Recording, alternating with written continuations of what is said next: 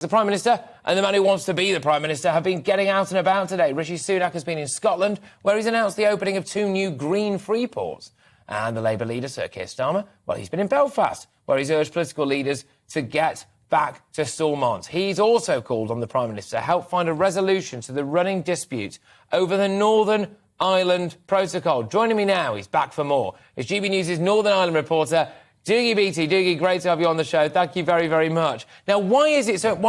Why should people sitting, like me now, in a nice, cushy studio, warm studio in metropolitan liberal elite London, why should I care about the Northern Ireland Protocol, Dougie? Well, a number of reasons, and first of them all is that these are British citizens living in Northern Ireland. It is part of the UK. And of course, would you like to see any other citizens? I mean, would you like to see Liverpool annexed by laws of the EU and kept there and have no democracy to say how your laws could change? Because that's exactly what's happened in Northern Ireland, this border down the Irish Sea. And of course, every lorry that comes to Northern Ireland full of goods sold from mainland UK, well, it goes back with goods from here. And when it comes to agriculture with food, anywhere from 12 to 20% of Britain's food that hits the table. That's why you'd be worried. There's also an unusually large amount of young men and women here that join the armed forces in the UK and fight for Britain. So there is quite a lot of benefits to Northern Ireland and quite a lot of benefits to the UK for Northern Ireland being here. That is a really good trading system. I mean, the dairy products that come out of Northern Ireland are huge. The Irish dairy sector is worth about £6.8 billion per year, and that's just on butter and milk alone. So you start to look at that and think, well, where's this going to go? Who's getting this money and who's getting this product? Well, of course, the protocol states that we are now stuck inside the EU, and unionists are saying, well, what's the sense in sitting in this house behind us?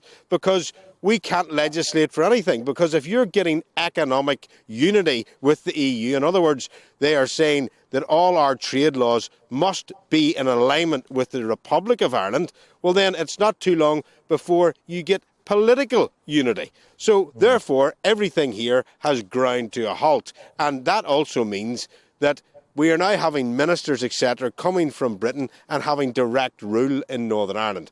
But there's been, I suppose, a push towards better relations with Dublin, because, of course, we are on an island here, and the cross-border trade is very, very important too. There's about £65 billion goes between the Republic of Ireland and Britain every year, but that has now become smaller after Brexit too. So all these are feeding into the middle, and it is the argument of where the border is. Should it be in the Irish Sea or should it be in the Republic of Ireland? So at the start of last week, the British government said, we have decided to have green lanes and red lanes. So any green lanes that come in, they're sharing that data with the EU to say, well, this is what's coming in. It's going to stay in Northern Ireland. It shouldn't be in with the same checks, but of course they have to do the same paperwork, and that's just TSS paperwork. It costs a lot of money.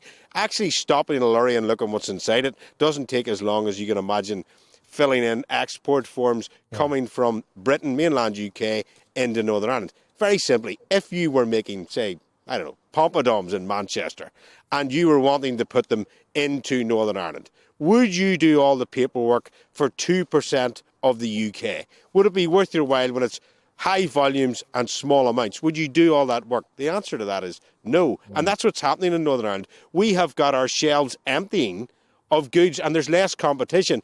And this week, what we now have had is that we have found out that Northern Ireland is the part of the UK that is going into recession.